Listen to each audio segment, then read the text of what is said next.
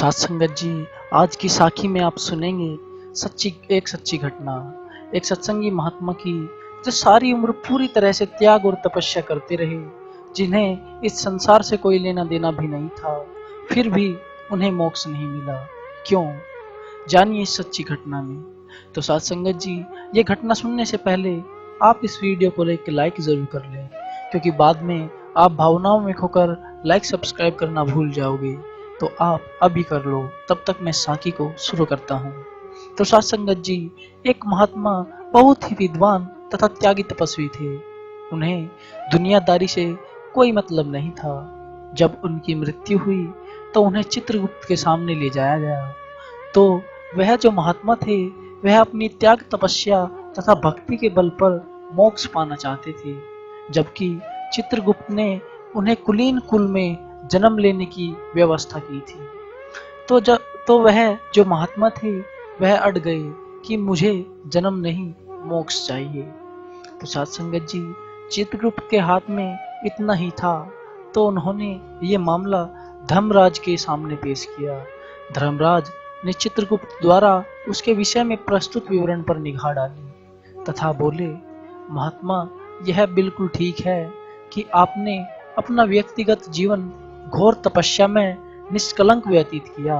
सांसारिक आसक्तियां आपको छू भी नहीं पाई, किंतु मानव जीवन की सार्थकता त्याग तपस्या में जीवन बिताने के साथ साथ परोपकार व सेवा के कार्यों में भी कुछ समय लगाने में है।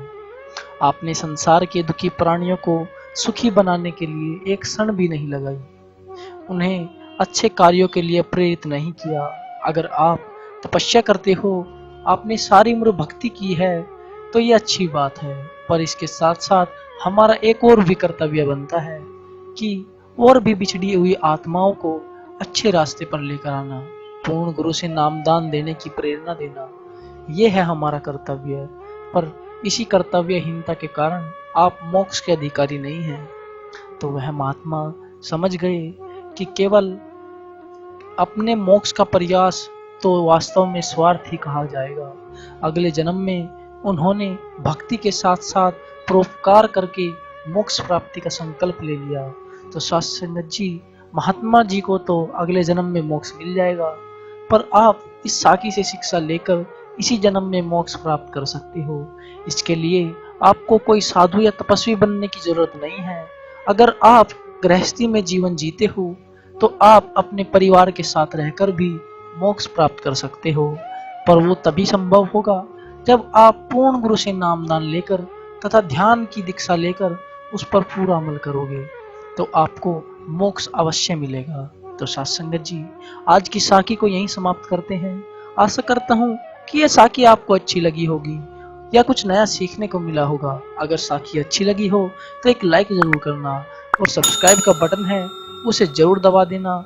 इससे क्या होगा, मैं जैसे रोज नई नई साखी डालता हूँ, वो सब आपको आसानी से सुनने को मिलती रहेगी। तो आपका बहुत बहुत धन्यवाद कि आपने अपना कीमती समय में से समय निकालकर मेरी साखी सुनी। तो मैं मिलता हूँ कल किसी और नई साखी में। तब तक के लिए आप सभी को मेरी प्यार भरी राधा स्वामी जी।